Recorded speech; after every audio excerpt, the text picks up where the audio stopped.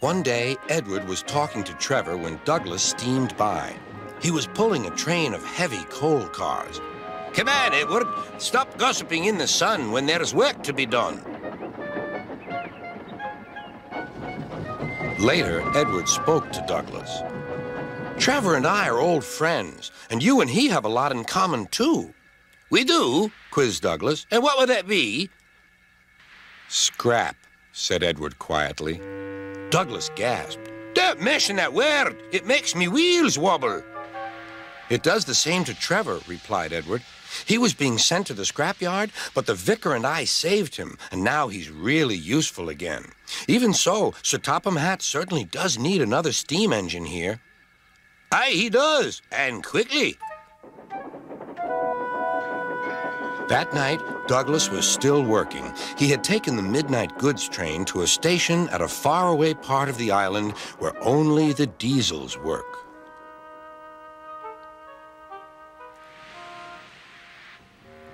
He was just shunting, ready for his return journey, when...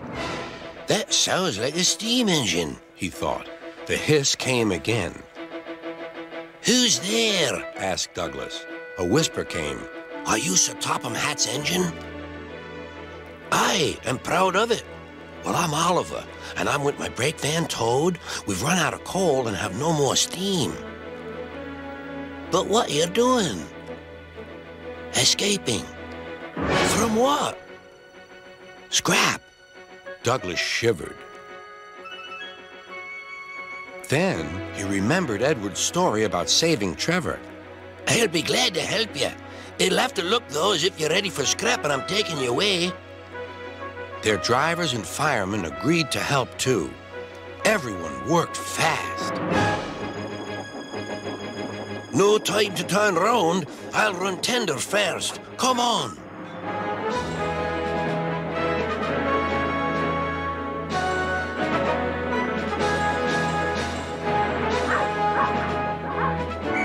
But before they could clear the station, they were stopped. "Aha!" called a foreman. "A Great Western engine and a brake van, too. You can't take these." "Aye, but they're all for us," said Douglas's driver. "See for yourself." The foreman looked all over Oliver. "Seems in order. Right away, guard."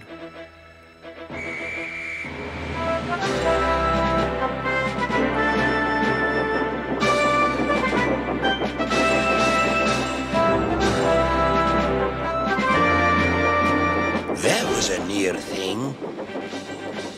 "We've had worse," replied Oliver, and they forged ahead.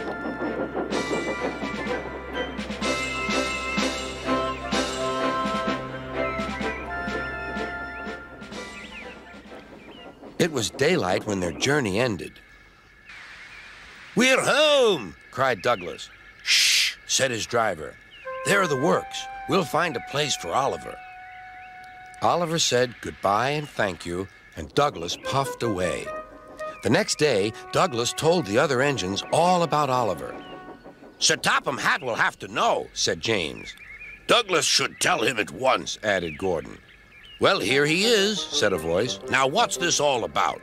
"Beg pardon, sir, but we do need another engine." "Yes, sir," ventured Gordon. "A steam engine, sir." "Well, unless one is saved from scrap, there's little hope." "But, sir, one has." "Yes, indeed. And thanks to you, Douglas, he is now at our works. Oliver is just what we need for Duck's branch line." Everyone cheered. Now, Oliver and Toad are mended and painted in full Great Western colors. Duck and Oliver are happy on their branch line.